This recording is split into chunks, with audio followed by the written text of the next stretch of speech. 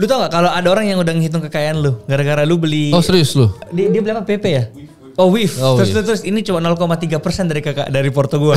Dihitungin sama orang. 350 miliar katanya. Waduh, enggak lah, itu duit bohongan, editan. Portonya editan aja. Kalau gue bikin koin, gue udah pasti bisa ngeraup 1-2 triliun fix 100%. 1-2 triliun tuh begini gue bikin koin.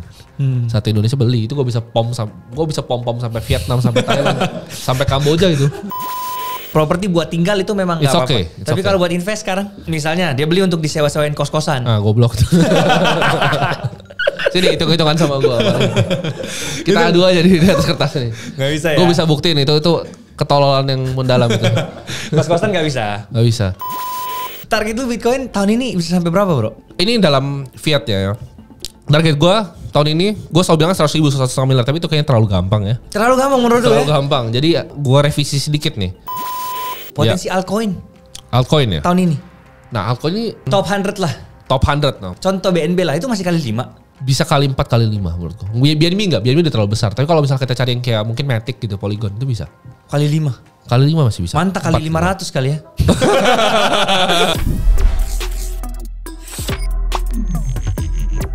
Bro, setelah gue liat Twitter lu yang baru beli Bitcoin, banyak banget di screenshot lagi ke publik, ya kan? Ya aku tahu sih pajaknya memang udah terbayar ya, jadi kayak bisa kayak gitu kan. Tapi apa yang membuat lu sepercaya itu sama Bitcoin sampai akhirnya lu borong puluh M, bahkan sekarang mungkin ratusan M kali di Bitcoin? Karena gini ya, kalau gue lihat Bitcoin itu mungkin teman-teman ada yang lihat kripto itu scam dan lain-lain, tapi gue lihat Bitcoin itu sedikit berbeda. Dimana Bitcoin itu adalah beberapa dimensi ya yang digabungin jadi satu. Jadi dia di situ ada store of value, ada juga waktu. Nah ini waktu ini yang banyak orang nggak paham tentang Bitcoin. Orang cuman kira Bitcoin ini sebenarnya sama sih. Gue juga dulu pertama kali denger Bitcoin kayak anjing ini scammy banget nih. Ya kan? Denger Bitcoin pertama kali zaman dulu tuh apa ya, dipakai buat game kalau nggak salah dulu. Gue denger 2015 kayaknya, gue kayak ini shady as fuck ini. Bitcoin nggak jelas nih. Terus nggak jelas. Akhirnya gue masuk ke tahap iseng mau nyoba gitu. Jadi 2016 2017 gue pertama beli tuh. Itu sebelum halving. Udah halving ya? Belum halving. 2016 kan udah halving. Udah halving. Setelah halvingnya 2017 awal banget. Jadi waktu itu harganya dia sempat 17 juta, drop sampai kayak 9,5 juta rupiah. Ini rupiah ibarat nonton nama. Gue beli tuh. Terus dia naik sampai 20 juta kan. Gue jual semuanya kan. Gue pikir gue jenius tuh kan, hebat gitu kan. Karena turun 9,5 juta, 20 juta jual semua. Jadi terbang sampai tinggi gitu.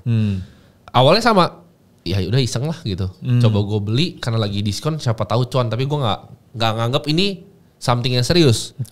Karena waktu itu gue tuh aliran value investing garis keras. Gue Buffett garis keras dulu. Saham. Jadi gue tuh dulu pas nyoba Bitcoin itu, gue tuh sebenarnya gedenya di saham. Jadi gue nabung BRPT tuh dari pre-split tuh kayak di bawah 100 gitu. BCA juga kecil banget. Jadi BCA dari 2016 gue tabung sampai 2020 waktu itu. Nah gue coba di Bitcoin situ. Akhirnya ya untung. Cuman jadi gue banyak belajar di situ. Oke ini kayaknya gampang nih cari duit di kripto nih. Akhirnya gue carilah koin-koin yang kecil-kecil yang gak jelas tuh. Stellar Lumens semua gue hajar. Shiba Inu apa? Shiba belum ada waktu itu. Udah cuan sampai top. Gue hajar lagi. Drop semua. Jadi gue hilang semuanya duit gue di kripto 2018. Hilang semuanya. Itu lu cut loss berarti ya? Cut loss waktu itu. Gue jual semuanya. Tapi waktu itu ternyata, jadi kan gue waktu itu mau bikin series yang namanya Borong Bitcoin, itu series yang lumayan viral tuh. Karena gue buktiin bahwa gue nabung 100 juta sebulan, laku. Pas gue mau bikin series itu, gue kan nyari exchange, anjing gue mana yang kosong nih. Akhirnya gue ketemu, ada satu Indodax waktu itu kosong, jadi gue pakai kan Indodax. Gue pas buka pertama kali, itu tiba-tiba waktu itu ada 190 juta. Dari Ripple. Jadi Ripple gue tuh waktu itu gue ingetnya gue udah jual semuanya. Kayak pokoknya total porto gue tuh setelah gue cut loss tuh 13 juta. 13 juta rupiah. Kayaknya udah gue kosongin gitu. Mungkin sisa ratusan ribu. Tapi tiba-tiba jadi 100-an juta lebih. Anjir, Ripple masih ada. Terus gue kayak jadi episode pertama ya udah gue jual aja jadi USDT ini. Gitu. Jadi awalnya seperti itu gue mulai di kripto. Terus akhirnya apa yang membuat lu yakin nih ke Bitcoin di titik sekarang 73.000 lu beli? Karena gue belajar nih. Jadi gue bilang tadi kan ada beberapa dimensi yang ada di dalam Bitcoin. Nah, Bitcoin ini beda seperti orang kira lain. Beda seperti kripto yang lainnya. Bitcoin ini gue ngelihat seperti penemuan yang baru. Kayak penemuan angka 0, penemuan api, penemuan pesawat, ini penemuan yang baru. Dimana sebelumnya nggak pernah ada gitu. Kalau misalnya contoh, kalau zaman dulu kan, kita harus pelajarin dulu evolusi tentang uang ya. Jadi zaman dulu kalau misalnya kita di desa nih ya kan. Lu di desa sebelah, gue di desa sebelah. Gue misalnya punya sepatu gitu. Lu punya apel. Nah kita harus barter kan. Betul. Tapi misalnya lu datang ke gue. Ini gue ada 10 apel nih, lu mau tukar 1 sepatu lu gak? Gue bilang enggak. Gue butuhnya daging. Ya kan. Nah lu cari tuh. Teman lu misalnya di situ tuh. Dia mau tukar gak apel lu sama daging? Misalnya dia gak mau. Dia maunya kayu. Nah lu cari lagi yang tukang kayu. Lu tukar apelnya buat kayu. Ya kan. Kalau dia mau, ya udah lu dapat kayu. Lu tukar dulu ke daging. Baru daging ke daging apel. Baru tuker ke sepatu. Oh sepatu. Mampus kan itu. Jadi itu gak mungkin terjadi. Nah jadi manusia ini unik. Manusia itu selalu cari store of value yang lebih baik daripada itu. Akhirnya garam, kerang itu semua dicoba. Nah sampai suatu ketika emas ditemukan. Nah emas itu kan scarce ya kan. Karena orang harus nambang emas untuk bisa tukar. Distandarin tuh jadi ada koin. Nah distandarin itu baru adalah kertas. Kenapa? Karena orang pikir kayaknya ribet kalau gue bawa 10 koin gitu kemana-mana. Bisa dirampok di pinggir jalan. Jadi gue taruh bukti kepemilikan koinnya. Nah problemnya dengan kertas ini yang sekarang terjadi adalah ini dicetak terus. Jadi yang akhirnya bikin gue, kalau misalnya lu pernah kelihatan negara-negara ya, kayak misalnya Argentina, Brazil, Venezuela, itu banyak problem yang terjadi karena percetakan uang. Nah di sini gue mulai tanya pertanyaan-pertanyaan mendasar ke diri gue sendiri. Contohnya, uang itu apa sih sebenarnya? Kenapa kayak kesannya kita itu susah banget dapat uang, tapi ada yang nyetak di sana. Ini apa nih, gitu kan? Gue mulai pelajarin, terus gue liat, anjir BCA gue nih, gue pinter nih. 2016 sampai 2020 naiknya gede. Gue mulai cari lagi datanya, gue liat di Bloomberg gitu kan, gue tarik kan. Kok aneh ya? Ini kan denominasi dalam rupiah, kayak naiknya itu, wah gila lu. Naiknya lumayan banget gitu loh. Setelah di stock split berapa kali, naiknya tinggi sekali BCA. Tapi gue coba tarik dari tahun 1990. Ya kan, dari 2000 sampai sekarang gue tarik. Terus gue ganti mata uangnya di Bloomberg jadi USD. Nah yang terjadi biasanya naiknya cuma 3 kali, mampus gak lu? Gue mikir kok bisa kalah rupiah sama dolar ya? Kok rupiah, makanya gue ngerasa orang yang pegang rupiah berarti selalu makin miskin dong kalau kayak gitu. Dibanding orang yang cuma simple ngehold USD. Terus kan orang kan bilang misalnya invest di S&P 500 itu 7,5% stabil gitu kan. Berarti enggak dong, karena rupiahnya kalah sama dolar. Bener. Jadi sebenarnya dia naiknya lebih ke mungkin 15-20% S&P. Yang real gitu loh, dibanding BCA yang fake gitu. Karena dia dibuatnya di atas rupiah. Nah itu gue pelajarin untuk percetakan uangnya, peredaran uangnya, M2 money supply-nya. Kok dia cetaknya banyak sekali ya? Dan gue pelajarin sampai yang terjadi yang gue ngomong. Makanya gue ngomong di publik kan, beras gitu. Beras itu dia bilang El Nino kan. Semua kan bilangnya El Nino karena naik. Cuman apakah benar gitu? El Nino-nya kapan? Itu kuarter 1 bos. Masa sampai sekarang? Kan itu impor beras dari Indianya yang di hold. Datanya dari mana? Nah itu yang hal-hal kayak gitu yang sebenarnya gue ngerasa publik ini gak tahu. Jadi kenapa pertanyaannya gue beli di harga 73.000? Itu namanya monetary premium. Jadi gini, kalau misalnya orang tua zaman sekarang ya, mereka cuma tahunya biasanya 2, antara deposito atau rumah kan. Nah kenapa pertanyaan mereka beli rumah? Contoh, ini percakapan gue dengan dokter gue. Jadi waktu itu gue sempat sakit perut kemarin ke dokter. Dia kenal gue, dia tanya, bro gue bagusnya invest apa? Itu sederhana kan. Kalau orang yang gak biasa untuk berpikir, mereka cuma kayak kasih tahu doang kan. Tapi gue jadi berpikir, kok dia dokter, mikir dia harus investasi apa? Itu menurut gue aneh. Kenapa? Karena pekerjaan dia, proof of work dia adalah menjadi seorang dokter. Kenapa dia harus jadi hedge fund manager di samping? Karena dia juga tahu rupiahnya melemah terus. Dia beli barang tuh makin mahal terus. Masa dokter 70% waktu jadi dokter, 30% jadi hedge fund manager, kan gak bener itu. Zaman dulu orang bisa kabur dengan deposito. Karena bisa 6%, 7%. Sekarang deposito mampus pasti. Nah jadi begitu depositonya udah mampus, mereka coba cari tempat lain, yaitu properti. Properti ini, kenapa pertanyaan anak-anak gak bisa beli properti sekarang? Apalagi kalau di Cina udah bubble kan. Di Indo udah mulai nih. Kenapa kita gak bisa beli properti anak-anak muda zaman sekarang? Karena orang tuanya pakai properti itu store of value. Mereka udah punya residential yang pertama nih, mereka pikir duitnya kemana nih? Ya udah gue beliin properti, gue sewain Airbnb atau yang lain.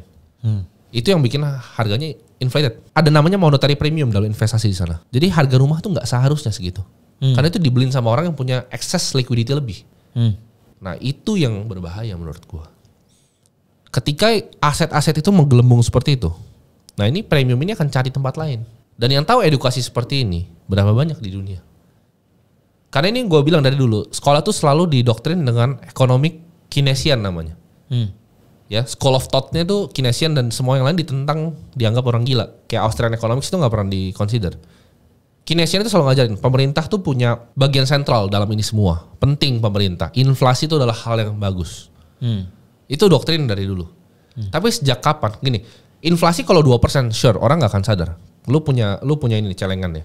Lu punya celengan uang, isinya banyak tuh. Adek lu nyolongin, tapi cuma kecilnya 2.000 gitu per minggu. Lu gak sadar, uangnya tetap sama. Tapi begitu kayak sekarang beras naik kayak 10%, orang udah mulai sadar nih. Dokter-dokter udah nanyain investasi itu gimana. Karyawan tuh udah mulai nanyain. Kenapa mereka bingung gaji gue UMR? Gak naik-naik, tapi kok berasnya naik? Nah ini udah jadi pertanyaan nih. Karena kebohongannya mulai terungkap. Karena kalau di inflasi 2%, beras naik 2%, gak sadar orang. Tapi kalau BBM, beras, sekolah anaknya, itu naik barengan semua 10% per tahun. UMR-nya stay, itu jadi big problem. Berarti rupiahnya di basement dong. Turun kan? Kalau misalnya emang monetary value dari rupiah itu bagus, kenapa lu, kan itu proof of work kan, bukti bahwa lu keluarin labor untuk kerja, dapat uang. Kenapa lu harus justru investasikan ini? Kenapa lu harus jadi kayak begitu, harus buang waktu lu untuk cari saham ini, beli properti ini, beli ini. Lemparnya harusnya jangan di berarti itu bukan ya? Iya, itu bukan uang yang optimal kan, seperti itu. Nah, disitulah. Jadi Bitcoin gue gak melihat harganya 73.000, enggak. Karena instrumen rupiah pun tetap turun kalau lu beli apapun sekarang. Mendingan di Bitcoin. Yes. Jadi Bitcoin gue udah lihat ini sebagai store of value yang berbeda. Dimana gini, ini pertama kali dalam sejarah dunia, dimana lu bisa simpan informasi, bener-bener uang lu tuh dalam format informasi. Maksudnya apa? Lu bisa hafalin 12 kata di hati lu dan di pikiran lu. Gue bisa hilang sekarang ke El Salvador dengan semua harta gue. Hari ini juga. Tanpa bawa device, tanpa bawa phone. Karena gue tahu caranya. Gue bisa hilang gitu. Boom. Tapi kalau ada di tengah-tengah kata kelima sama keenam kebalik. Nah, itu bahaya. Itu bahaya. Oke. Iya. Oke, paham. Oke, tapi gini bro. Sekarang kita udah masuk ke era yang namanya, apa sih tadi itu? Pre-halving ya? Dimana katanya turun 20% kalau kita lihat dari 2020-2016 kan. Iya. Terus lu beli di 73.000 bro. Per Betul. hari ini tanggal berapa nih ya? 19. Oh masih beli lagi gue kemarin. Masih beli lagi. Di harga 65.000. 65.000 beli lagi gue. Beli terus. Pokoknya beli terus. Terus target lu Bitcoin tahun ini bisa sampai berapa bro? Ini dalam fiat ya. Target gue tahun ini, gue selalu bilang 100.000, 1,5 miliar, tapi itu kayaknya terlalu gampang ya. Terlalu gampang menurut lu ya? Terlalu gampang. Jadi gue revisi sedikit nih. Jadi kalau dalam investasi itu ada namanya binary tree thinking. Jadi ini paling standar kalau orang mau bikin keputusan. Jadi 0 atau apa 1. Misalnya apakah Bitcoin mau ke 150.000, apakah ke 0 nih? Berapa kemungkinannya ke 0 berapa? Kemungkinannya 150.000 berapa? Baru diambil betnya yang asimetris. Gue sekarang lihat. Jadi itu ada namanya Schrodinger's model. Itu bisa ngitung tuh kira-kira probabilitas tadi seperti apa. Nah, Bitcoin kalau gue lihat dalam valuasi sekarang dengan inflow ETF yang masuk sekarang, itu minimal di 150.000. Minimal tahun ini? Minimal 150.000. Kalau jatuh pun gak mungkin jatuh ke 30.000 lagi kan udah?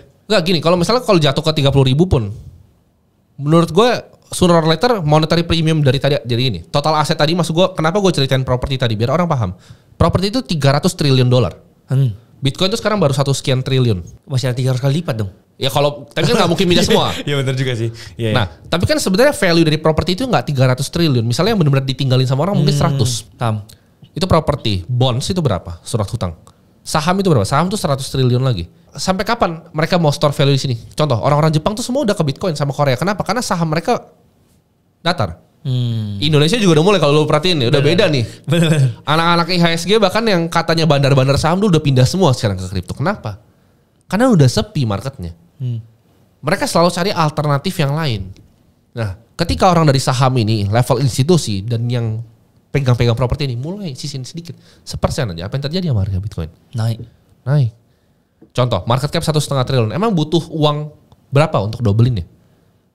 Kalau 70% aja di hold sama orang, 70% gak pernah mau ada yang jualan. Kalau dimasukin 1 triliun lagi apa yang terjadi? Boom. Dan ini premium masih jauh. Jadi sebelum Bitcoin itu nyentuh at least $500,000, $1 juta, gue gak bakal jualan. Wow. Beli terus gue bro. Oke. Tapi kan kalau Bitcoin naik, altcoinnya nggak naik bro. Harus tunggu sampai dia sideways. Gini, kita lihat itu, gue kalau ini pribadi gue ya, gue lihat itu dua hal yang berbeda antara Bitcoin dan semua altcoin yang lain. Oke. Kalau Bitcoin itu anggaplah seperti emas ya, tapi altcoin ini seperti perusahaan, ya kan? Perusahaan itu ada orangnya, bisa gagal dan lain-lain. Ya of course cuannya bisa lebih besar kalau lu mau ngambil yang perusahaan. Cuman gue lihat ini sebagai dua investasi yang bahkan berbeda di dalam portfolio gue. Bitcoin itu tadi store of value gue, altcoin ini kayak gue buat kerja buat nyari cuan. Kayak gue gue juga invest di banyak company kan. Yeah. Sama, gue lihat itu seperti itu, kayak gue invest di company. Oke. Kita ngomong-ngomong ke altcoin dulu bro. Iya, boleh. Tunggu, sorry. Yang pre-halving ini berarti beneran bisa terjadi drop dulu dia 20%, kemudian dia akan naik lagi nanti. Secara sejarah dia biasanya akan ada drop sekitar 15-20%. Dan biasanya. Itu berlangsung selama 8 minggu? Enggak nyampe 8 minggu, mungkin 2-3 minggu. Itu tapi historical ya. Lagi, pas performance enggak selalu equal future return kan. Enggak selalu sama, tapi historical selalu biasa ada drop. 15-20%. Tapi kan yang kali ini sebenarnya beda ya, karena betul. BlackRock, karena strategi semua udah. Karena flow-nya udah beda. Flow institusinya udah beda dan orang banyak yang nggak paham tentang demand ini. Karena institusi itu masuk yang lewat yang namanya OTC, over counter market. Jadi mereka nggak bisa beli kayak kita market order, limit order begitu enggak. Mereka masuk pakai TWAP namanya, time weighted average price buy in. Itu biasa pakai over counter market di belakang. Nah dan itu demandnya sedikit. Kan gue bilang tadi 70% orang nggak ada yang mau jualan. 70% dari Bitcoin ini diem nih. Setahun ini diem nggak gerak. Yang jual tuh 30% mungkin retail atau itu apa? Itu 30% bukan yang jual. Yang taruh di exchange berapa? Mungkin 15-10%. Nah ini free floatnya ini bisa di capture nggak nih? Gitu. Kalau demandnya sebesar itu masuk, jebret. Ya mungkin lu bener. Mungkin nggak. Mungkin berbeda dengan siklus sebelumnya. Karena ini uang institusi. Makanya gue selalu bilang ini kalau dulu mega cycle ini super mega cycle gue bilang. Ini super mega ya? Ini super mega cycle. Cycle sebelumnya akan kelihatan kecil dibanding cycle yang ini. Wow. Tapi cycle ini akan berhenti 2025. Ini tetap balik lagi. Selalu ada penurunan. Selalu ada. Karena ini siklus kan. Pasti terjadi. Pasti ada penurunan di 2025. Berarti 2024 akhir cabut dulu dong semuanya. 2025 nah itu baru masuk lagi. Itu pertanyaan bagus. Cabut semuanya. Tapi kalau gue udah adopsi pemikiran bener-bener yang Bitcoiner asli. Gitu. Jadi mana gue liat satu Bitcoin. Gue udah gak denominasi Bitcoin gue dalam fiat lagi. Karena kalau tarik top ke topnya selama 4 tahun itu gak pernah rugi. Dan kalau misalnya lu beli top yang kemarin tuh, cycle kemarin, topnya. Sampai Februari aja, lu beli setiap bulan, konsisten. Itu udah untung di Maret. Gila. Jadi time in the market is always better than time in the market. Makanya gue beli aja terus. Oke, apapun beli aja terus. Ada beli aja terus. Nah, lu sekarang beli terus. Duit cash flow lu masuk dari mana? Oh, akademi kripto ya? Karena akademi gue udah bisnis akademi kripto, ya kan? Itu flow pertama. Jadi flow lu pertama. langsung lempar Bitcoin lagi. Yes. Lu sekarang di rekening kurang dari 100 juta. Semuanya masuk rekening Bitcoin. Sekarang? Iya. Berapa rekening gue sekarang ya? Gue gak inget sih rekening gue sekarang. Enggak, lebih lah. Oh tetap lebih lah. Gue pikir lu semuanya dapat like Bitcoin aja pokoknya. Lebih. Oke. Nah sekarang gue masuk ke altcoin nih bro. Ya. Ini menarik. Manta. Lu kan sempet kayak dihujat di mana-mana kayak ini overvalue nih gini. Itu gimana kalau lu melihat Manta sendiri sekarang? Manta itu modular kan. Dia modular dan gini, kripto itu kan kita harus lihat naratif itu sebagai sebuah cerita. Sama sih di saham, semuanya sama. Naratif ini cerita, tinggal mana naratif yang akan play out. Dan gue dari dulu gue sukanya nebak naratif. Oke. Yang pertama spatial computing, render itu gue masuk yang pertama di Indonesia. Render gue masuk, sekarang gue lihat layer 2 ya. Jadi kenapa? Karena kayaknya kalau Solana itu isinya degen ya. Jadi ini Solana ini kebanyakan diisi sama orang-orang yang mau cepat kaya dari meme coin. Dan kemarin baru ada satu yang kena masalah tuh yang listing di Binance ternyata insider trading. Yang tiba-tiba dia hijau sendiri yang lain merah. Ada meme coinnya seperti itu. Tapi gue lihat Ethereum ini berbeda. Di mana developer yang masuk sini karena kan tema awalnya world computer. Ini mereka para dev yang emang mau improve networknya. Jadi dengan adanya layer 2 yang dibuild ya misalnya kayak Polygon atau Manta. Ini bisa membantu para developer untuk bikin yang lebih cepat gitu dibanding yang kalau lu build di layer 1-nya. Nah, jadi naratif layer 2 ini akan sedikit berbeda dengan cycle sebelumnya. Flow uang yang masuk akan tetap banyak di sini. Cuma balik lagi, ini seperti perusahaan. Maksudnya perusahaan itu apa? Ada resiko di sana. Resikonya apa? Kalau misalnya contoh, lu buat sebuah tesis investasi misalnya Render waktu itu. Perusahaan itu nggak tepatin janjinya apa yang dia mau bikin. Oke, kita mau pivot ke AI. Kan gue nonton semua presentasi mereka. Kita mau pivot ke sini, kita mau bikin ini. Tapi at one point dia ini nggak jalanin, ya lu bisa cabut gitu loh. Ini kayak perusahaan. Jadi apakah kalau gue ngomong apa sih benar ya enggak juga. Ya so far sih benar semua, tapi so far benar semua. Tapi orang bilang kan sama kan, oh ini bull market semua orang bisa cuan. Enggak juga bos. Kok kenapa masih ada orang gembel gitu kan? Enggak juga. Oke. Berarti untuk mantannya sendiri harus kita cari tahu dulu nih. Pelajarin dulu. Karena gini, uniknya aset investasi apapun, mau Bitcoin kayak, mau Manta kayak, mau semua ya. Gue nggak pernah ngajak kalian, oh ayo kita beli itu, nggak pernah. Karena gini, lu misalnya beli aset apapun deh, saham gitu atau kripto, sahamnya sama nih atau kriptonya sama, gue bisa untung, lu bisa rugi, lu percaya nggak? Karena keluarnya beda. Masuknya beda, keluarnya beda. Dia keluar dikit, dikocok dikit, panik langsung jual. Lu rugi, terus dia mau coba beli lagi, dikocok dikit lagi, dijual, terbang abis itu nangis. Jadi asetnya sama, gue bisa untung, lu bisa rugi. Makanya gue sangat hati-hati dengan seperti ini. Gue pengen teman-teman tuh paham. Makanya kalau yang gue keluarin, ya kan, kalau gue punya, kalau kalian tahu di margin call tuh gue bisa bercanda-bercanda kan. Tapi kalau misalnya di komunitas gue lebih serius, kita keluarnya riset biasanya. Lu pahamin dulu, lu pelajarin nih risetnya. Maksudnya biar kalian tahu cara pikir gue. Cara gue bikin sebuah riset tuh seperti apa. Begitu kalian udah paham, kalau mau beli ya silakan beli gitu. Tapi kalian riset sendiri. Karena percuma kalau cuma ngajar orang mau beli ini itu. Kapan bisanya? Oh jadi diagam di kripto itu bukan hanya sekedar kayak lu masuk di harga sekian, jual di harga sekian. Oh nggak seperti itu. Gue kasihnya riset level institusi. Bahkan gue bagikan secara free risetnya sekarang. Di mana? Di Discord gue. Yang 200.000 itu? Iya. Gue bagikan secara free. Oh jadi udah bukan harga lagi tapi kayak ini portofolio seperti ini. Kalau lu mau masuk, kalau enggak gitu. Bukan, jadi misalnya koin nih, kita deep dive. Render itu seperti apa sih? Belakangnya tuh siapa? Project-project ini dikerjain sama orang dari mana? Seperti apa? Penggunaannya seperti apa? Teknologi seperti apa? Jadi sangat detail. Kayak kalau lu pernah lihat institusi di sekuritas, sell side research kayak gitu. Kayak risetnya. I see. Tapi gimana pandangan lu terhadap orang-orang yang masih sampai detik ini batu gitu loh? Kayak dia bilang ini barusan tadi pagi gue lihat ada sebuah video yang ngomong bahwa Bitcoin ini orang beli tuh dan berharap pada dewa Bitcoin untuk naikin dia sampai berkali-kali dan cepat kaya. Sedangkan saham itu yang bisa panjang, bisa stabil dan lain sebagainya. Sedangkan lu sempat ngomong kayak dana darurat udahlah Bitcoin aja sekarang. Semua lu sekarang udah gak ada di saham dong? Gak ada. Semua lu lempar. Oh ada. Saham luar negeri ada. Tapi itu pun nyangkutan Bitcoin. Jadi gue ada beli saham mining satu yang besar sama MicroStrategy gue beli dari 200. Pokoknya intinya lu sikat ke Bitcoin aja sekarang semua intinya kan? Betul. Gimana dengan orang-orang yang ngomong kayak gitu dan sampai sekarang nggak beli Bitcoin? Gue nggak masalah. Itu menurut gue tadi masuk ke dalam monetary premium itu orang yang batuin. Karena sama. Di saat ada gini. Ini Arthur Clarke yang ngomong. Dia yang bikin buku of Scientific Revolution ya.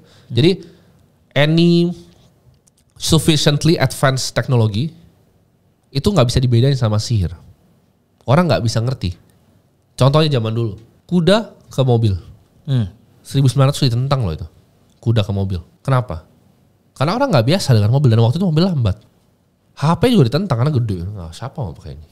Komputer juga IBM tuh segede-gede. Seru kok gitu.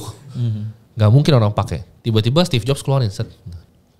Ini Bitcoin itu masih zaman yang kayak IBM tuh komputer gede itu. Jadi kayak ujung-ujungnya pasti lah ya. Mau gak mau perkembangan zaman. Ujung-ujungnya pasti mau gak mau.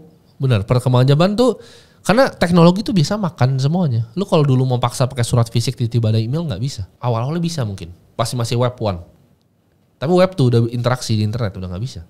Oke. Berarti intinya adalah Bitcoin dan altcoin dua hal yang berbeda. Lu cari duit di sini, cari cuan di sini. Setelah naik, lu lempar lagi ke Bitcoin. Ujung-ujungnya holdnya Bitcoin selamanya. Ini lu boleh putar-putar di sini. Setuju. Oke. Terus cara mainnya begitu. Cara mainnya gitu ya. Terus kenapa lu sekarang beli Holy Wings, kemudian mau bikin restoran Korea? Plan lu apa? Itu pertanyaan bagus. Jadi kalau HW itu karena simple ya. Gue lihat itu it's the best lifestyle business di Indonesia. Ini gue belum pernah announce di mana-mana. Itu belum. Ini bahkan belum press release ini. Dan duluan dia. Oke. Ini kan tayangnya kan ini aman. Tayangnya aman ya. Iya, Oke. Jadi kenapa gue bikin restoran Korea? Kalau itu jujur itu goblok banget kalau itu. Karena gini. Gue kan daerah Alsut ya. Gue mau nongkrong gitu kan di Gading Serpong, situ BSD. Kagak ada yang enak. Terus gak ada yang buka sampai malam. Udah itu doang, intinya itu doang. Gue bikin restoran cuman buat ya teman-teman lah, main sama teman-teman gitu. Kebetulan gue juga di Gading Serpong bro sekarang. Oh. Jadi gue bisa mampir ke sana. Boleh nanti gue undang. Jadi itu restoran purely karena gini.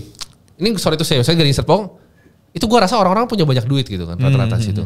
Cuman kenapa restorannya kayak mentok apa sih gitu restoran Korea sana? Mereka tuh nggak ada yang levelnya Senopati atau SCBD gitu. Nah gue pengen bawa level itu ke Gading Serpong gitu. Ya gak tahu sih marketnya tuh ada atau enggak, tapi gue doang situ juga gak masalah gitu. Terus kalau tim basket lu udah lepas? Udah lepas. Karena itu bisa rugi juga. Ya lumayan lah. Ternawang lu akuisisi? Full. Kok tapi di bio lu kok gak ada tulisannya Ternawang? Nanti itu gue bakal aktifin sebagai financial media nanti. Jadi gue idenya gini, karena Akademi Kripto ini kriptonya. Ternawang ini ide gue tuh gue mau jadiin itu kayak entry ke sininya. Jadi dia bakal jelasin personal finance yang lebih luas nantinya. Ujung-ujungnya tapi lemparnya ke kripto juga. Tapi ke kripto nanti. gue pikir kayak pinter juga nih si Timothy kan. Sekarang lagi hype-nya Bitcoin, dia masuk semua dulu ke kripto nih, akademi kripto. Yeah. Nanti kan ada saatnya di mana IHSG terbang lagi. Mungkin tapi kayaknya enggak. Gue gak akan mainin ke saham lagi. Lu gak karena tadi lagi ya. Iya, karena tadi yang gue pikir, kalau selamanya lu denominasi dalam rupiah, lu kalah terus. Lu kalah jauh banget dengan beli Apple dibanding beli BCA, itu kalah jauh banget gitu. Jauh banget. Karena rupiahnya kalah sama dolar, dolarnya Apple-nya naik gitu. Oke, jadi sekarang pandangan lu terhadap emas, properti dan investasi lainnya gimana? Properti, pribadi menurut gue, untuk residential it's okay. Silakan beli. Berarti lu sendiri udah beli rumah juga buat tinggal? Ada buat tinggal. Tetap lu tinggal di apartemen kan sekarang? Iya apartemen, tapi gue apartemen. Jadi gue beli beberapa, gue jebol dari gede banget gitu. Nah, terus yang sekarang lu ngapain beli rumah kalau saya lu tinggal di apartemen? Oh enggak, maksudnya kan itu hitungannya properti residential. Tapi ujung-ujungnya lu bakal tinggal di rumah juga kan? Enggak mungkin. Kenapa? Banyak alasan sih. Satu, keribetan. Gue punya banyak ya teman yang punya rumah besar-besar di Menteng gitu. Gak enak bro. Lu toilet rusak aja, lu nelpon orang, lu mesti ada di situ jagain. Lu mesti buang setengah hari cuma karena toilet rusak. Itu apartemen mau jam 2 pagi gue telepon dari engineering naik ke atas. Safety, keamanan. Mau rumah susah bos. Ya kalau rumah kecil mah enak, gampang. Kalau rumah lu gede, nah itu kan lu mesti ada anggota dan situ. Bener-bener. Berarti kalau rumah buat tinggal oke.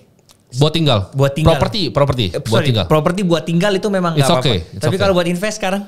Invest ya. Properti apa dulu nih? Misalnya dia beli untuk disewa-sewain kos-kosan. Goblok. Sini hitung-hitungan sama gue. Kita adu aja di atas kertas nih. Gak bisa ya? Gue bisa buktiin itu ketololan yang mendalam itu. Kos-kosan gak bisa? Gak bisa. Kalau jadi developer properti? Boleh. Itu beda cerita ya. Nah itu perhatiin makanya yang besar-besar nih. Karena Novest kan Sinarmas ya. Sinarmas mainnya gimana? Ambil tanah BSD ya kan. Tanah murah. Dibangun rumah. Jual borsur. Digas. Itu kan bisnis. Beda loh. Lu nyewa sama... Lu ambil bunga sama bank. Ya kan lu pikir lu bisa DP terus lu cicilin balik. Itu satu occupancy rate lu emang yakin bisa full terus dari 90% kos-kosan. Terus kalau misalnya kos-kosan kan simple cara sainginnya sebenarnya. Lu bisa lihat dari kos-kosan yang laku di Bandung nih, kampus. Gue nih punya duit nih, gue tinggal bikin sebelahnya Jack. Gue tinggal tambahin inter, misal dia 5 juta per meter, gue tinggal tambahin 6,5 juta per meter, pasti lebih bagus kos-kosan gue. Pindah semua untuk sebelah. Tinggal gue turunin harganya 100.000, itu bukan bisnis yang punya economic mode gitu loh. Iya. Tapi sedangkan kalau lu punya tanah nih di pik nih, lu bisa keruk nih, set kan, keruk. Jadi laut jadi tanah ya kan. Terus lu ekspansi sampai Tangerang, nah itu beda cerita itu. Itu keren itu bisa. Tapi itu jatuhnya developer. Tapi kalau untuk investasi untuk orang normal yang bukan bisnis di sana, buang waktu bos. Lu mending beli obligasi, serius gue. Lu gak capek, capital lu masih stay, uangnya liquid, bisa dijual, masih dapat bunga gitu. Oke. Nah, potensi Bitcoin lu udah bilang minimal 150.000. Potensi altcoin ya. Tahun ini. Nah, altcoin banyak sekali kan. Iya. Puluhan ribu gitu. Kalau misalnya lu nanya altcoin, top 100 lah. Top 100, no, good question. Kayak BNB lah. Contoh BNB lah, itu masih kali 5. Bisa kali 4 kali 5 menurutku. BNB enggak, BNB udah terlalu besar. Tapi kalau misalnya kita cari yang kayak mungkin Matic gitu, Polygon itu bisa. Kali 5. Kali 5 masih bisa. Mantap kali 500 kali ya. Enggak sampai 500. Oh, enggak sampai 500 juga. Ya, tapi kecuali lu cari yang benar-benar kecil, market cap-nya di bawah 100 juta, meme coin di Solana bisa terbang. Cuman gua itu bukan investasi, itu spekulasi ya. Iya. Jadi lu benar-benar enggak merekomendasi orang juga buat masuk ke meme coin kali ya. Karena itu benar-benar enggak ada fundamental juga, Pak. Benar-benar enggak ada fundamental, tapi di kripto itu balik lagi ini game sosial yang gue selalu bilang kan. Cara kita nebak orang mikirnya apa?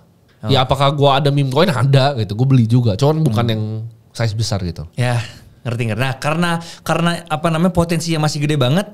Teman-teman mungkin yang baru mau join bisa pakai Nanovest sebagai salah satu brokernya. Karena mereka ini juga sudah punya asuransi sama Sinarmas. Jadi udah pasti aman dan terkendali. Mereka juga sering banget update koin terbaru. Jadi mereka riset, oh ini ada potensi nih, mereka masuk listing secara berkala. Kalau misalnya ada orang yang maksudnya punya Bitcoin cuma 5 juta nih bro.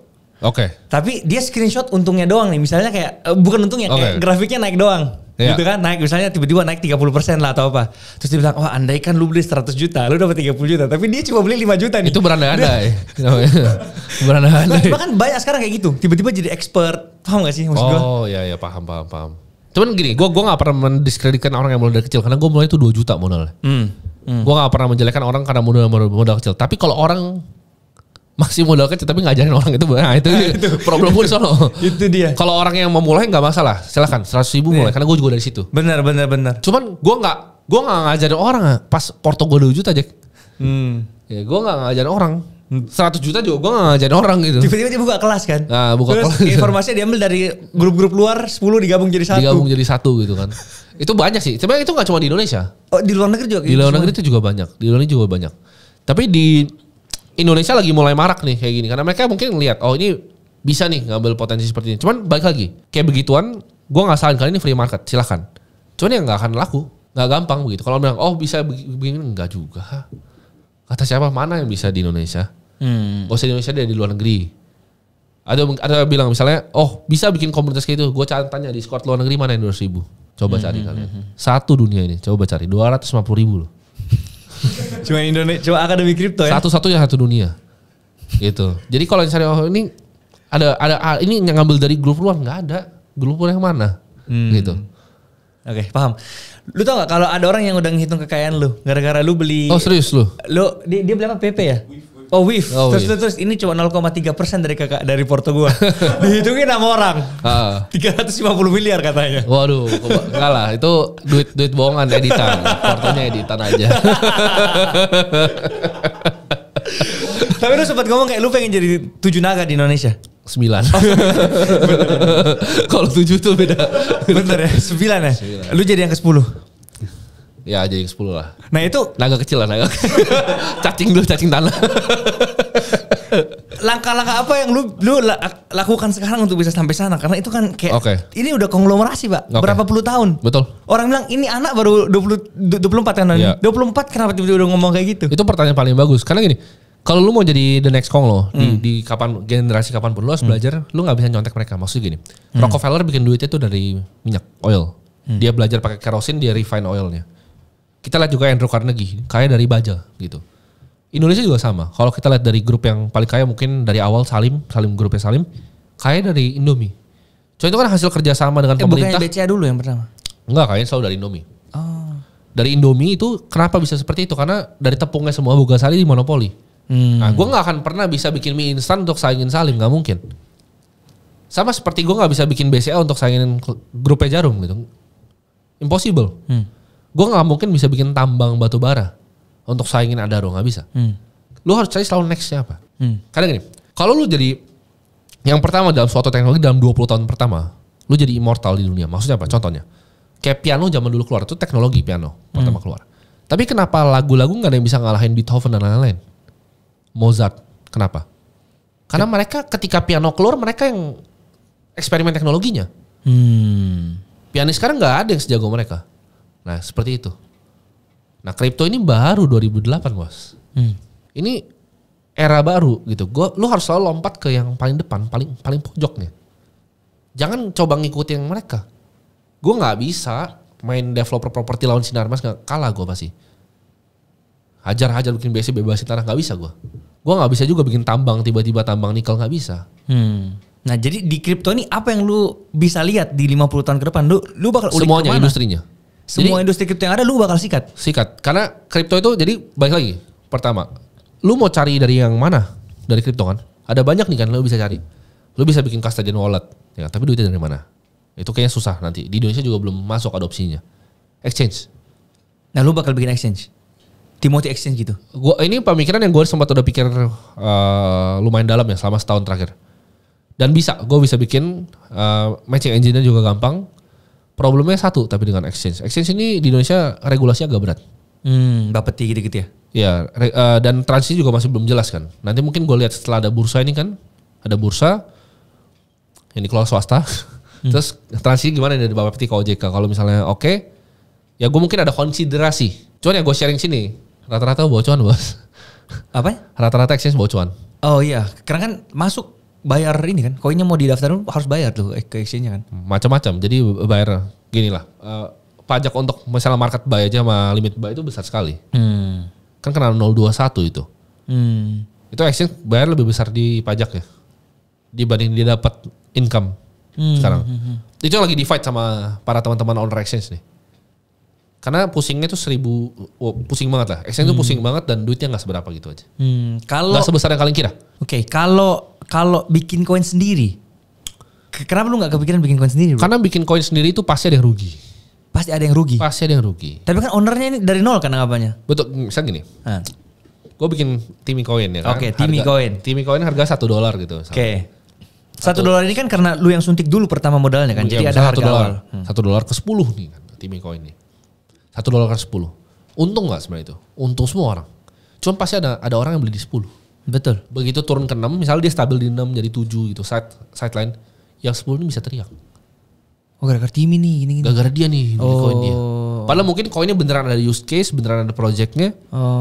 Tapi karena dia turun harganya, dia akan teriak ke gue. Dan gue udah paham banget ini kayak begini. Bahaya ya? Bahaya karena kenapa gue bisa sampai sini sekarang? Karena reputasi gue. Betul. Reputasi gue tuh gue gak pernah ngerugiin orang dari dulu.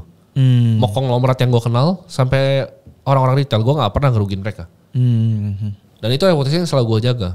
Kalau gue bikin koin, gue udah pasti bisa ngeraup 1-2 triliun. Fix. 100%. 1-2 triliun tuh begini gue bikin koin. Satu Indonesia beli itu gue bisa pom sampai Vietnam, sampai Thailand, sampai Kamboja itu.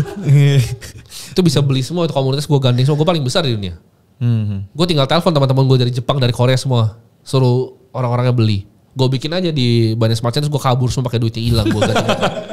Itu pasti 2 triliun cash itu. Cuman gue nggak semurah itu. Moral gue untuk edukasi teman-teman gak semurah itu. Karena visinya ke depan kan akan jauh lebih besar dari itu pastinya. Betul. Oke.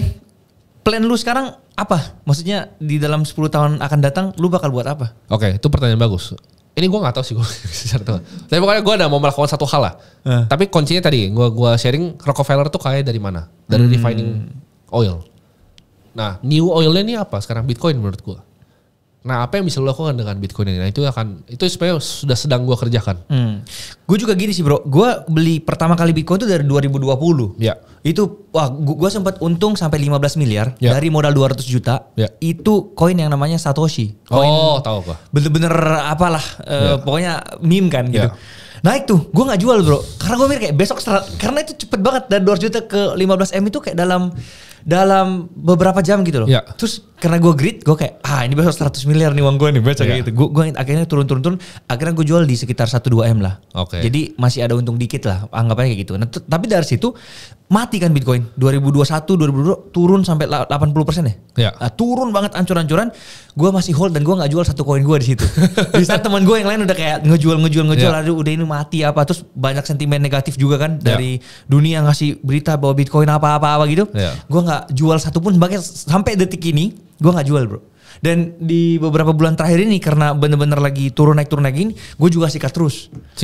Gue juga sikat terus bro. Semua yang gue punya gue lempar, gue jual saham, gue jual apa, gue lempar semua ke kripto juga sekarang. Ke kripto juga sekarang gue.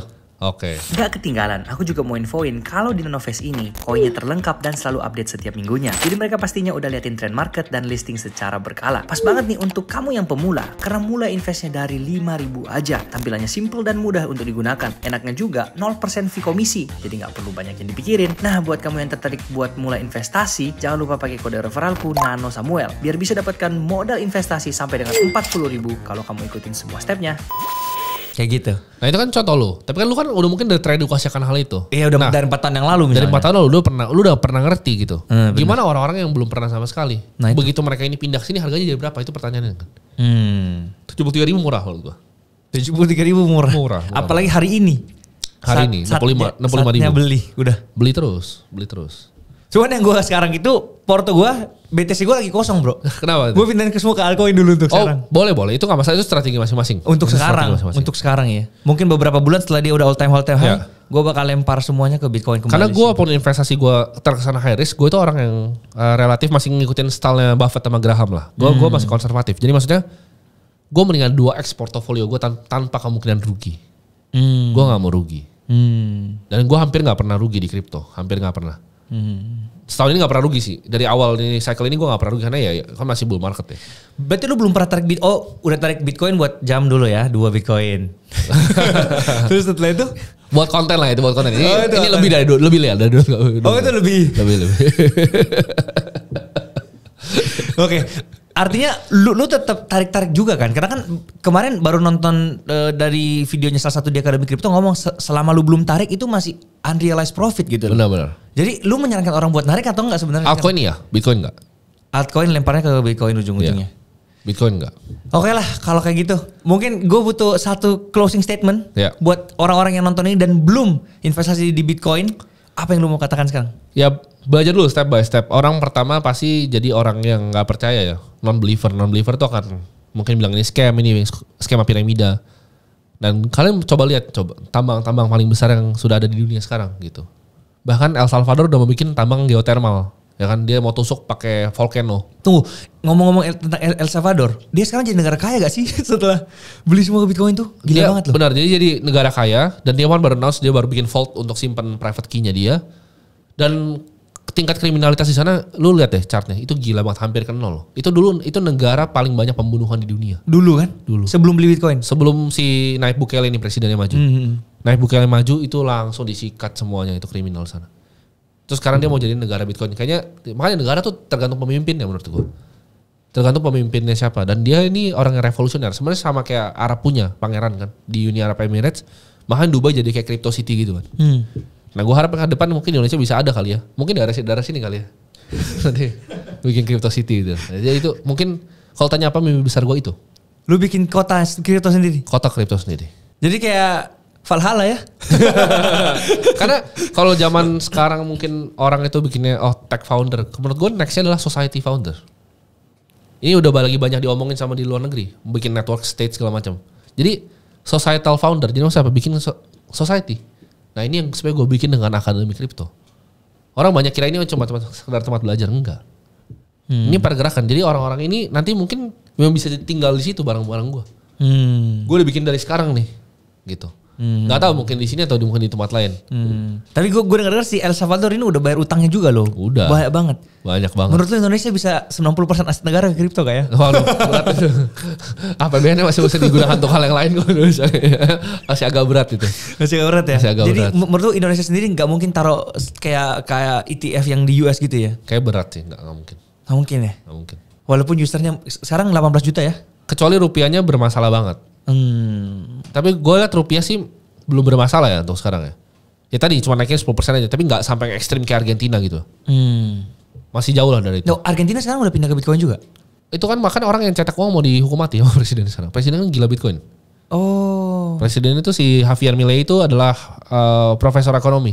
Oh, oke. Dia pintar sekali ekonomi dan dia larang sentral bank untuk cetak uang. Sekarang inflasi turun banget. Lagi turun banget sekarang. Gila ya? Iya. Wah ini kayaknya benar lagi perkuliahan di Indonesia bakal keluar ekonomi Bitcoin mungkin suatu saat. Sebenarnya bukan keluar gitu. Gue gak bilang bahwa Keynesian 100% salah ya. Cuman menurut gue ini saran gue mungkin untuk mungkin teman-teman yang di institusi pendidikan ya. Untuk tambahin Austrian Economics ke dalam pembelajaran. Jadi at least diadu lah berdua gini. Jangan cuma didoktrin pakai satu gitu. Menurut gue dikasih perspektif dari dua, orang bisa ambil jalan tengahnya sendiri gitu. Mana yang baik, mana yang benar. Karena gini, kadang ada yang bilang misalnya gue ngomong ini kan. Kadang-kadang video gue banyak dipotong di TikTok kan. Dan gue ini ke TikTok juga. Gue di komen-komennya gitu. Oh bro baru tahu inflasi. Enggak bos, lu datang sini deh ngomong sama gue. Gue sekolahin lu sini. Maksudnya tapi itu dia makanya. Karena mereka pikir dengan ilmu yang mereka S1 itu, ini ilmu paling benar nih Keynesian. Padahal kan banyak school of thought economics yang lain yang diabaikan. Karena mereka akan cenderung masukin ke sentralisasi. Gitu. Jadi doktrin dari mana? Kata siapa itu inflasi bagus? Lu ngomong kayak gitu ke orang Argentina bro. Ditonjokin bro. Lu ngomong ke orang Brazil deh kayak begitu. Inflasi itu bagus. Lu ditonjokin di jalan. Mereka tuh sampai nangis-nangis di sana. Saking tingginya. Jadi di Brazil tuh pernah ada satu kejadian di mana inflasi saking tingginya. Jadi kan ada dua, checking and savings account kan. Uang yang ada di checking account di void lu bayangin. Jadi orang tua pas buka televisi malam itu nangis semua. Gila ya. Itu karena kenapa? Karena inflasi. Terus pemerintahnya bohong kayak biasa. Dia akan bilang ini karena ada dampak ini dan ini. Jadi setiap kali lu dikasih tahu sesuatu, lu harus tanya first principle cara otak lu. Apakah ini benar gitu? Siapa yang doktrin itu ke gue? Nah itu yang gak pernah diajarin di sekolah. Karena ya balik lagi yang gue bilang, sekolah itu juga kalian harus tanya, dibuatnya dari mana nih sekolah ini? Kenapa kelas formatnya seperti ini? Nah kalian pelajarin apa awal dibuatnya foundation Rockefeller di situ. Karena gue selalu bilang Rockefeller, karena menurut gue dia orang paling berpengaruh 100 tahun terakhir. Dia bikin duitnya di oil, lalu dia shaping 2 industri. Satu itu medicine, satu lagi dia shaping education. Tapi kenapa dia bikin education? Karena dia mau bikin orang kerja di Standard Oil waktu itu sebelum dipecahin jadi monopoli. Kayak Exxon dan lain-lain. Jadi dia mau bikin orang tuh jadi workforce yang compliance. Itu kenapa dia bikin standarisasi sekolah. Berarti gue penasaran bro, lu sewa GBK itu berapa duit lu bayar tuh? Gue ini, jadi kemarin tuh idenya memang sebenarnya awalnya di GBK-nya kan. Cuman kalau di GBK-nya problemnya satu, panasnya. Panas? Bakal gerah banget. Jadi gue pikir gue pindahin venue-nya akhirnya. Oh lu gak jadi GBK? Gak di tetap di situ, tenis indoor jadinya. Oh. Karena itu terlalu panas. Duh, tenis indoor isi berapa itu? Lebih itu dikit dong? 9.000. Bisa 9.000. Padahal kalau lu di stadionnya bisa sampai... Iya bisa banyak sekali. 30.000 gitu kan? Iya bisa 30.000. Cuman kayaknya itu karena gue acaranya agak panjang ya. Acara gue agak panjang. Dan Tentang malam apa? juga. Udah sold out ya? Udah. Karena itu gratis. Oh. Itu gratis, semua orang boleh masuk. Iya. Itu gak kurang dari semenit lah, 30 detik itu habis semua. Nah itu lu nyewa berarti kan? Nyewa. Itu ratusan juta dong? Iya ratusan juta. Buat sewanya doang ya? Bisa sewanya doang? Sewanya ratusan juta. Belum krunya apa semua gitu-gitu ya? Belum, productionnya miliaran lah. Productionnya. Tujuan lu apa sih bikin event-event gratis gini untuk pure edukasi atau ujung-ujungnya? Tadi kan gue bilang, gue mau bikin society yang berbeda. Lu kalau pernah datang ke event gue itu orang-orang udah beda. Pemikiran mereka itu gue bikin event yang kemarin di Alam Sutra ya. Iya, yang di Sutra Hall. Sutra Hall. Itu antriannya sampai pom bensin Shell. Antrian apa nih? Orang mau masuk.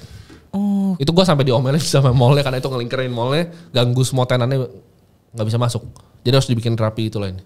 Gue mau bikin society yang berbeda, gitu. Yang mungkin nanti bisa datang di komunal area gue mau bikin itu memang beneran gue develop nanti. Oke, I see. Tapi gue lihat cara lu ngomong di podcast sama yang di konten biasa agak berbeda nih bro. Lu di konten biasa agak, ini apakah itu menjadi salah satu cara lu buat marketing diri? Enggak, karena starting dari yang kopi 80.000 itu. Simple. Oh kalau kopi 80.000 itu kopi itu bukan yang gue plan ya. Oh itu memang sesuatu yang kayak lu pengen ngomong aja dan tiba-tiba viral. Bukan, jadi gue tuh waktu itu mau planning viral. Oh oke. Gue memang udah planning viral tapi bukan spesifik di kopinya sebenarnya. Jadi gue waktu itu gambar beberapa skenario. Gue udah ngomong kalau gak salah apa ya, jam tangan gue tuh bisa beli rumah subsidi dulu atau apa gitu. Banyak, pokoknya itu udah gue mapping yang paling. Jadi cara bikin viral, kan lu tau mungkin yang orang tahu di luar, oh ini dia mirip Andrew Tate. Tapi Andrew Tate itu cara dia bikin viral itu sederhana banget. Dia cari apa yang orang suka. Contohnya simpel air putih. Dia bilang ini miskin nih minum ini. Minumnya sparkling water dong, nah itu. Jadi ketika subjeknya diserang kayak gitu, orang tuh jadi kesel. Nah kopi 80.000 itu kenapa bisa viral? Karena kalau di breakdown, kopi 80.000 sendiri nggak kena apa. Tapi kata-kata miskinnya yang bikin kena. Karena pas gue masih miskin bisa minum kopi 80.000 itu yang bikin viral. Kalau nggak begitu formatting kalimatnya itu nggak akan viral. Betul. Tapi itu kan resiko yang lu ambil untuk reputasi lu sendiri nih. Reputasi dihujat maksudnya satu Indonesia. Dibuatin meme di mana-mana. Betul. Cuman apa yang terjadi setelah itu? Kalau lu lihat zaman kopi dan lu lihat sekarang, apa yang terjadi? Benar-benar. Semuanya, every single one. Karena gini, kalau lu bikin sebuah keviralan tapi apa yang lu sampaikan itu adalah kegoblokan. Lu viral nih, tapi lu asli orang goblok gitu loh. Pas ketemu ini orang tolol gitu. Itu nggak ada, atau orang di atas nggak mau ketemu lu. Orang di bawah juga malas dengerin lu. Kelihatan kayak sampah dan hilang aja. Kaget nih mereka kan, shock. Wah anjing ini siapa nih? Dengerin. Oh ada benernya. Nah itu kombinasi yang mampus tuh situ. Itu ketarik semuanya jadinya. Betul. Ke karakternya. Betul. Nah itu yang buat lu akhirnya sekarang membranding diri lu yang seperti ini. Itu bukan branding, tapi gue cuman kasih kenyataan pahit yang gue keluarin lagi. Kenyataan pahit yang gue keluarin. Cuman tadi ada serangan subjeknya biasa selalu. Itu caranya buat mereka tuh bisa dengerin. Karena orang Indonesia agak unik. Kalau gue nggak begitu mereka kan dengerin yang lain kecuali edukasi gue. Paham. Mereka kan noise yang lain di TikTok gitu. Setuju. Iya. Kayak ngasih duit gitu. Terus diminta lagi. Karena memang banyak banget orang sekarang yang kalau kita ngomongin tentang kripto pasti sosoknya cuma lu doang sih. Nah, gue juga sekarang sama partner gue lagi bangun sebuah edukasi juga nih. Tapi kita create konten kreator. Karena menurut gue ini lahan yang basah juga bro. Mungkin kita jadi rival sekarang ya. Cuman maksudnya apa yang lu jalan sama Bang Ogut sama apa yang gue kerjain ini sebenarnya dua hal yang beda lah. Kalau lu kan lebih ke video-video yang lu udah record. Kalau gue bener sistemnya university bro. Jadi gue bener-bener ada konsultasi one on one-nya. Jadi kayak siswa-siswa gue nanti yang sukses bakal bantu nge-coaching. Jadi sistemnya Nas Daily aja. Sistemnya Nas Daily. Dan gue lihat sih puji Tuhan jalan sih juga yang di sini ya. Karena bener kata lu tadi, gue nggak mau masuk ke industri yang orang udah punya gitu loh, udah banyak harus di situ. Yang baru. Sedangkan kalau di dunia industri kreator kan masih hot sampai mungkin 10 tahun lagi kali ketika orang menyadarinya. Tapi yang kreator tuh yang hot sebenarnya bukan di situnya. Nanti kita bisa ngobrol abis ini. Oke. Oh jadi sekarang lu mau pindah dari Ogut ke gue sekarang? Oh bukan. Gue jelasin. Oh bukan.